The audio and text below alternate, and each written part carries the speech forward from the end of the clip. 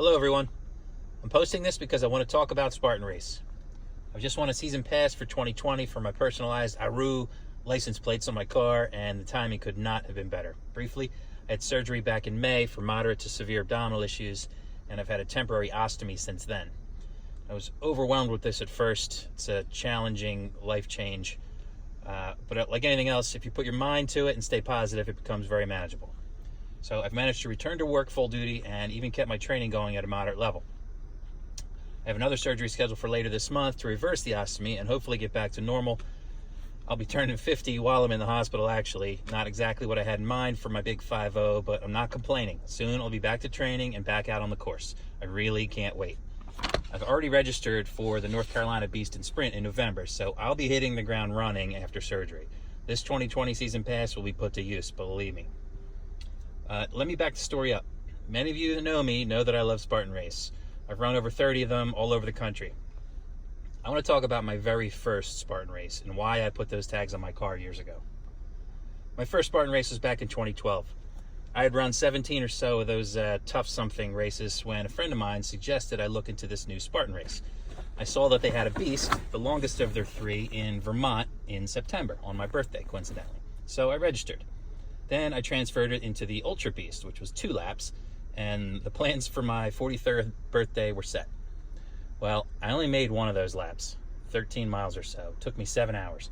I was spent, a DNF. I walked off that mountain with my tail between my legs. I was defeated and had no desire to ever try again. Let me tell you, that loss was one of the very best things that ever happened to me.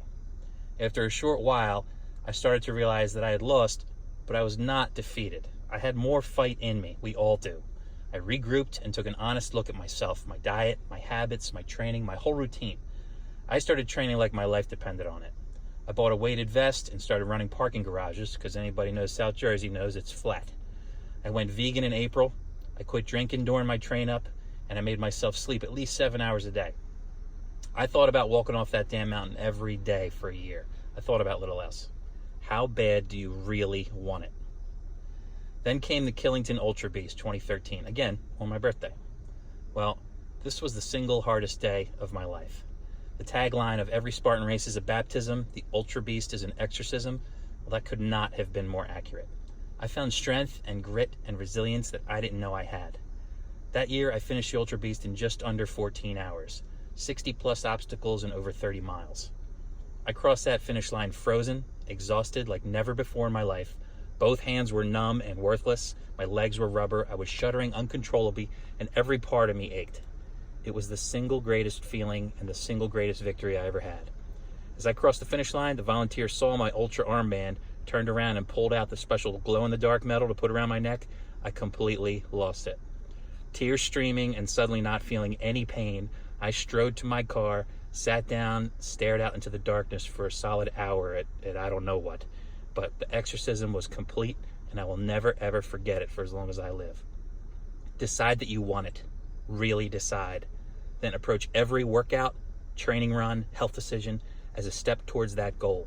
Refuse to be denied, period. If any of you are still listening to this and you want to come race with me, reach out. I'll show you all the moves. We'll have a great time. But first, get off the couch and get training. Aru!